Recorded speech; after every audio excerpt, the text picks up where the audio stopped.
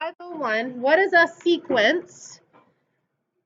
So it is a function, but the domain is specified to just the set of positive integers. So you can't have -1 as a term in the sequence, but you could have 1 as a term, and then you have term 2, and then term 3. You can't have term 3.5. So that's the first thing. It's the set of positive integers. So you can't have the 2.5 term. Doesn't make sense. And it says a sequence is usually represented by listing values in order. And a term, we're going to hear the word term. That's just one of the ordered list. So term 30, term 5. And then we're going to look at this more next week, but an infinite sequence goes on forever. A finite sequence ends. So if I said all of the positive integers, or if I just said integers 1 to 100, infinite goes on forever, finite ends. This is going to be important next week when we're adding them together, because can you add together an infinite sequence? If it goes on forever, can you add them all together? No. But could you add together a finite sequence? Sure, I could add up 1 through 100, 1 plus 2 plus 3 plus 4, because that ends. And then we're going to look at this today. There's a closed versus a recursive form of writing a sequence. Closed allows you to plug in any term you want. Recursive, like, has anyone heard of the Fibonacci sequence? Fibonacci occurs a lot in science, 1, 1, 2, 3, 5.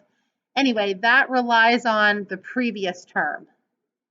So this is less useful for finding later terms in a sequence, but Fibonacci has to be recursive. A sub n is going to be the new notation that we see. So a sub n just refers to this as being a sequence. So I could write a sub n equals 3n minus 2.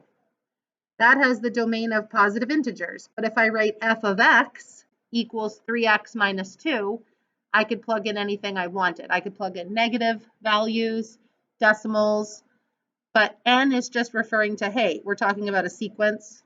So just noticing the difference in the notation.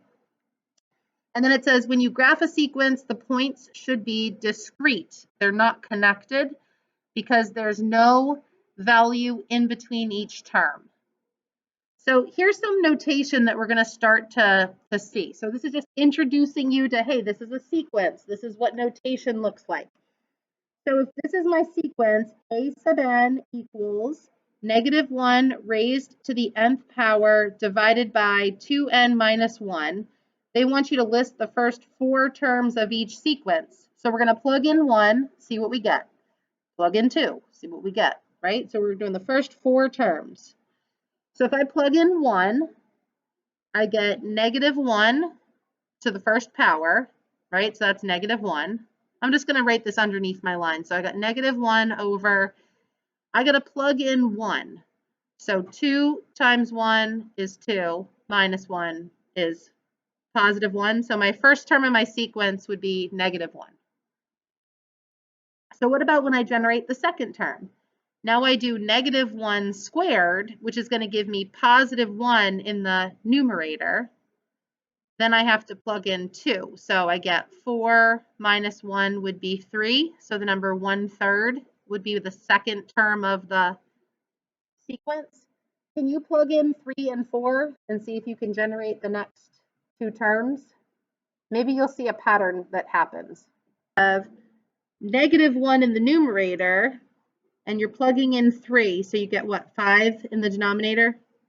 So now -1/5, can you predict the next term?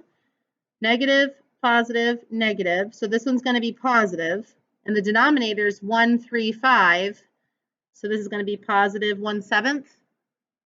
So there's a pattern in the denominator, and then it's alternating negatives and positives. All right, so this one, they want you to generate, again, the first 4 terms. So when you plug in 1, you get 3 minus 1, right? So 3 minus 1 is 2. But what happens when you plug in the number 2? Now you're going to get +1 here. So you get 3 plus 1 is 4. So what happens when you plug in 3? Now you're going to get -1 again.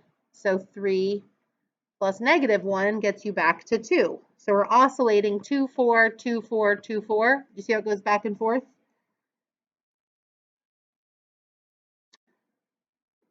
All right. So then number 3 says list the first 4 terms and then let's graph it. So we're going to see what the graph of a sequence would look like. So what are my first 4 terms? So when I plug in 1, this is just a linear function basically, right? 3 minus 2 would be 1. And then when I plug in 2, 6 minus 2 would be 4. I plug in 3, 9 minus 2 is 7. And I plug in 4, 12 minus 2 is 10. So these are really the coordinates 1, 1, 2, 4, 3, 7, and 4, 10. It might be easier if you think of them as coordinates. Just don't connect the dots. So you're going to plot 1, 1, 2, 4, 3, 7, and 4, 10, and then just leave it. How does that not look? Oh, 4, 10. Whoops. It should be a straight line, right? Because it was a linear function.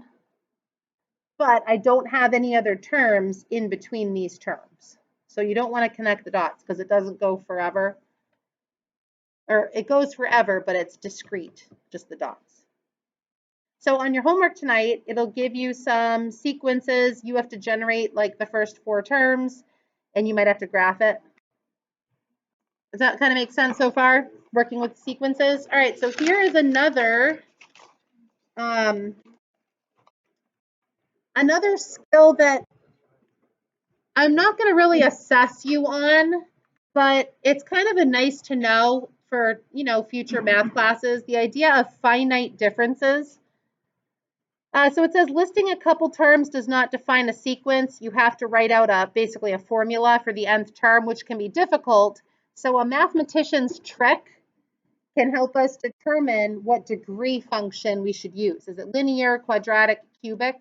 So I just wanted to show you this trick. I'm not going to assess it on like your unit test, but how do you figure out if something's linear? So what you do is you look at the difference between each y value. So this is 1, 4, 2, 9, 3, 14. We're comparing y values here. So 4 to 9 is 5. 9 to 14 is 5. This is rate of change, right? So see how there's a constant rate of change? So that tells you that it's linear because this is called the first order finite difference. So the first order finite difference came out constant. So it's a linear function.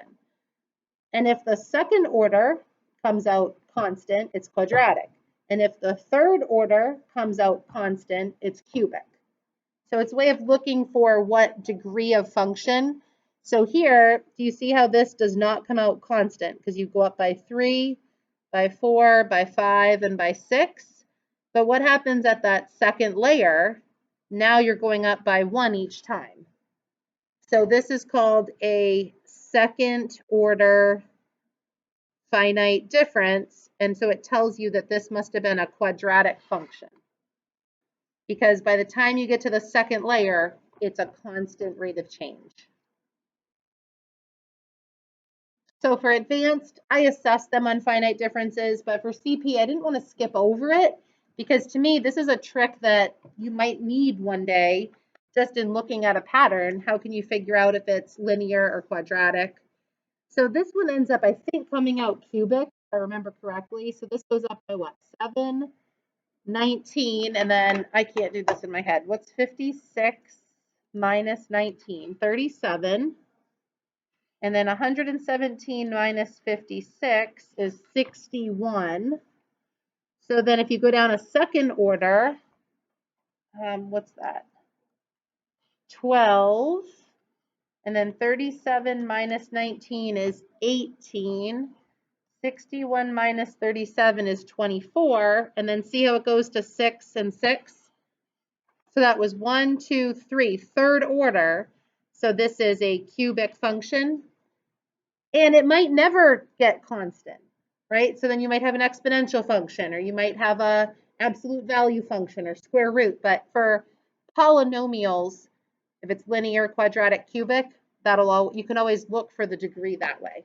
That's what your calculator is doing when it's trying to find the best fit for a different set of data. So that's finite differences. So I just wanted to point that out to you as kind of a nice to know. I can't remember if there's one of those on the homework. Kind of just intro. You would have studied this quite a bit in an Algebra 2 unit.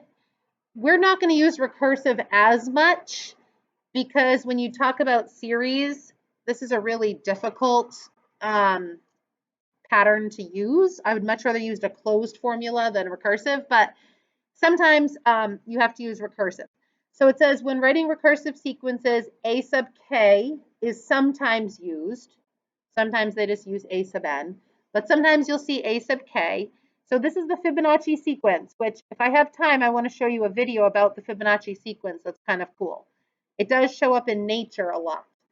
So 1, 1, 2, 3, 5, 8. What's the pattern here? So they're adding together two terms that come before it to get the next term. So 1 plus 1 is 2, 1 plus 2 is 3, 2 plus 3 is 5, 3 plus 5 is 8, 5 plus 8 is 13. So you're adding the two previous terms. So the only way you can find the next term is if you already know the two terms that come before it. So I can't write this out as a function because it's not. And it looks really ugly using sequence notation, but this is how you write it out. To get the term that you want, a sub k, take the term before it, which is a sub k minus 1, and add the term that came before that, a sub k minus 2. Then you need to tell the person that a sub 1 is 1 and a sub 2 is also 1. So all of this defines the Fibonacci sequence. So you're telling a story here. How do you find the term you want? So if this is term 3, then k would be 3, right? So then this is term 2 and this is term 1. So you add 1 plus 1 together to get 2. If you wanted a sub 10, you need a sub 9 and you need a sub 8. So these are just referring to what term in the sequence that you need. And then you have to tell the person, all right, if you want to get to term 10, I'm only giving you terms 1 and 2. So you have to generate all the way up through 9, and then you can use this formula. So it's not super useful for big values. All right, so if this is your example, so there are some of these on the homework where they give it to you recursively, and they want you to generate the terms in the sequence. And you'll find that these are more challenging than the ones we did on the front page. So they're telling you that a sub 1 is 3, and they want you to find the next 3 terms in the sequence. So what does the story say to do? K plus 1, right? So if this is term 2, then k is 1. I don't really think about the k's, but if this is term 2, this is the term that comes before it. They want you to subtract 2. So if this is the term I want, I take the term before it and I subtract 2. So 3 minus 2 would give me 1. And then I rinse and repeat. Now I'm here. I take this term and I subtract 2. So now I'm at negative 1. And then I take this term and subtract 2. And now I'm at negative 3. You're not really plugging things in like we did on the front page. Plug in 3, plug in 4. You think about the term that comes before it and you do something to it. So if you look at example 3 and you just read this story, what are they going to have you do in example 3? This one was subtracting 2 each time. What's this one going to do? Multiply by 2 each time. So you don't really have to worry about, oh, I got to plug in the number 8. You just have to look at the story. To get the term you want, a sub k, k minus 1 comes before it, right? So you're just multiplying 2 times the term that comes before it. Over here, they used k plus 1, and k was the term that came before it. So if you don't really need to write this down, but wherever you are, k plus 1, k plus 2 come after it, and k minus 1, k minus 2 comes before it. It's just relevant order, right? It's just telling you where your term sits in relation to the other terms. So see if you can generate the next 3 terms for example 3. So you're starting at -3 and you're going to generate the next 3 terms recursively that come next. And it's hard to let go of that function. I want to plug something in. This is just read the story. It tells you to just multiply by 2. So you take -3 and you multiply by 2, right? So -6 times 2 is -12 times 2 is -24. If I wanted the 10th term, I would have to find the 9th term, right? To find the 9th term, I need the 8th term. So it's a lot more work to get later terms, which is why I don't like recursive. But Fibonacci, that's the only way to get the next term. All right, this is another thing I did not want to skip because this might be the only time in math that you see a factorial if you're not going to take statistics. Did anyone take statistics last year or this year? So if you do take statistics, you're going to see factorials because it's the way you figure out how many different combinations you could have probability-wise. So for example, if you can have let's say you had a 3-digit combination and each digit could be one of like 0 through 9. So that's 10 numbers, right? You'd have 10 possibilities times 10 possibilities times 10 possibilities for your combination. But what if you can't repeat one of the numbers? Then you'd have 10 possibilities times 9 possibilities times 8 possibilities, gives you your number of combinations. So a factorial is kind of this idea. So a factorial is just the product of an integer and all the positive integers below it. And just for mathematical sake, 0 factorial, they just allow to be 1 because you don't want to multiply by 0 and then have everything cancel out. So 1 factorial is just itself. 2 factorial is 2 times 1, which is 2. 3 factorial is 3 times 2 times 1, which is just 6. And there is a factorial key on your calculator under the math key. Wait a second. Yes, math prob for probability because it's a probability type key. So math prob. There's an exclamation mark. Like I said, I'm not going to assess you heavily on factorials, but when talking about sequences, it's kind of a nice to mention. Do you need a calculator? Oh, I know calculator because if this is 11 times 10 times 9 all the way down to 1, and this is 10 times 9 all the way down to 1, what's going to cancel? Everything except the 11 in the numerator, so the answer would just be 11. So that's one that you don't have to type into the calculator. But number 2, you're going to have to type into the calculator because not enough stuff is going to cancel here. So just be careful when you type in, do 20 factorial divided by parentheses, 10 factorial times 8 factorial. And that's not 18 factorial. So you're going to have to do them separate. 20 factorial divided by parentheses, 8 factorial, 10 factorial. So see if you can get the right.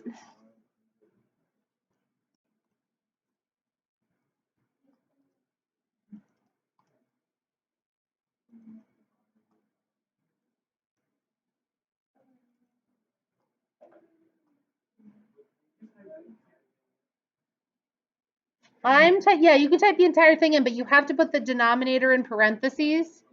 And if you call this 9 minus 1, you're going to need another parenthesis. So I just called it 8. But it's not 18. It's going to be a really big number that starts with 166. So you know you did it, typed it in right if you got 166 at the beginning. I just wanted to define it as an operation. You've probably never seen an exclamation mark as an actual math operation, but it's just like addition, subtraction. It's called factorial. So just kind of a nice to know, expanding your math vocabulary. Did you get 166? 166, 28040. How many is that? 16 million? Your math, and you go over to prob on top, and then it's choice number like 4. So math prob, because it's a probability type operation. And then you have to make sure you put the denominator in parentheses, and it's not 18 factorial. That doesn't mean the same thing. All right, and then see if you can get number 3. You could either cancel or you could do it out on the calculator. What do you get for 8 factorial divided by 3 factorial? Because your book has you evaluate some sequences with factorials just to use this operation.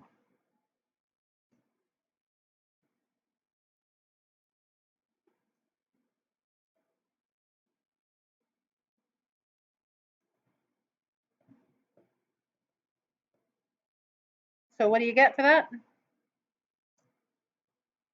8 factorial. Yeah, 6, 7, 2, 0.